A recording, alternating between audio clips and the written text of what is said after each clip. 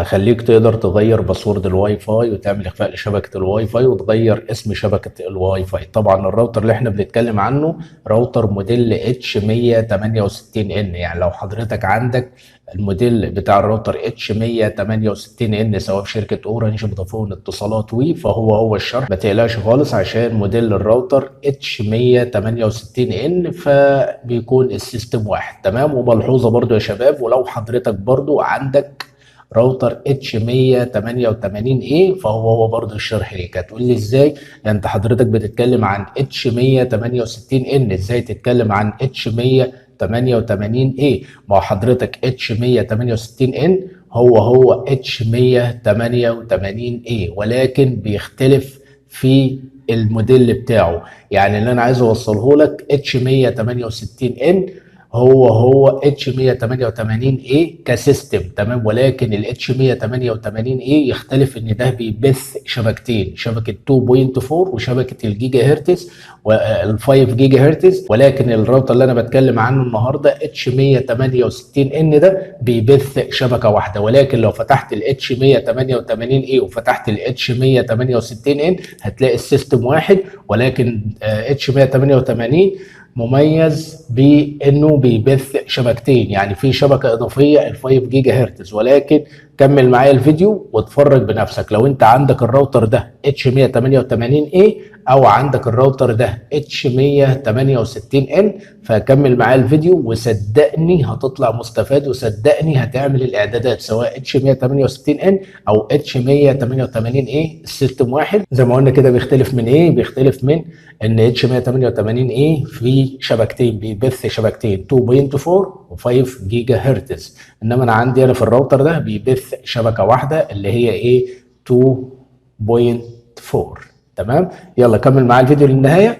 تمام. اول حاجه تفتح المتصفح بتاعك وتكتب 192.168.1.1 وتقول انتر. هيبدا يفتح معاك بالشكل ده يا شباب. لو لاحظت هنا هتلاقيه بيقول لك ويلكم بليز لوج ان.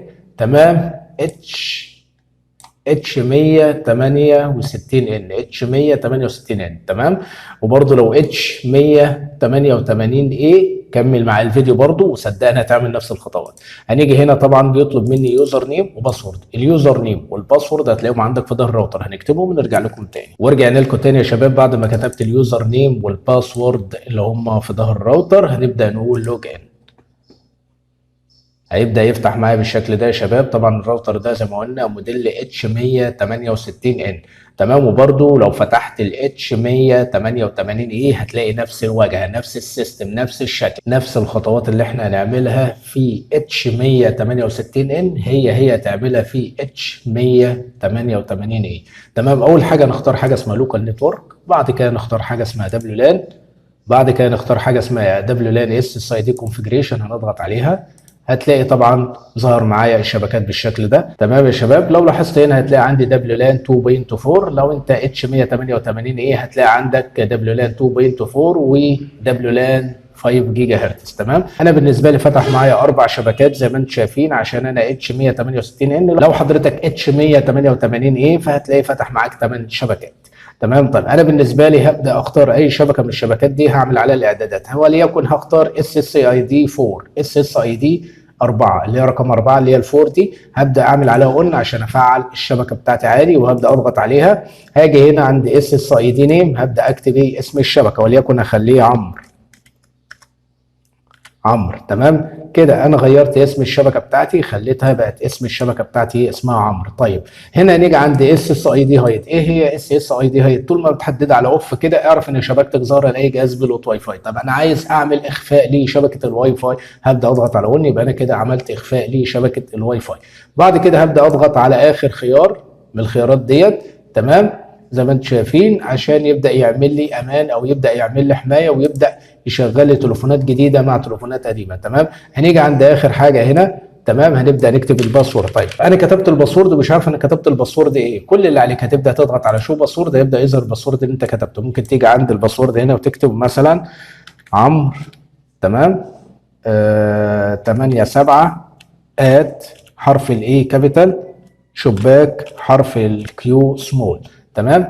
مثلا ونبدا نكتب 45. تخلي الكلمه بتاعت المرور بتاعتك قويه، او تخلي باسورد الواي فاي قوي شويه.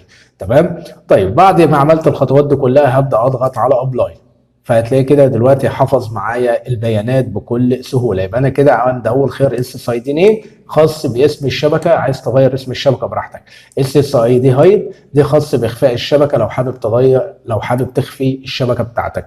تمام. اخر الخيار اللي بعد كده بتبدا تختار الحمايه او الامان، بعد كده الباسورد. تمام. بعد كده بتضغط على ابلاي. اتمنى اكون وصلت لك المعلومه بشكل سليم. لو عجبك الفيديو لا تنسى الاشتراك في القناه وتفعل زر الجرس على الكل، واشوفكم في فيديو جديد. السلام عليكم.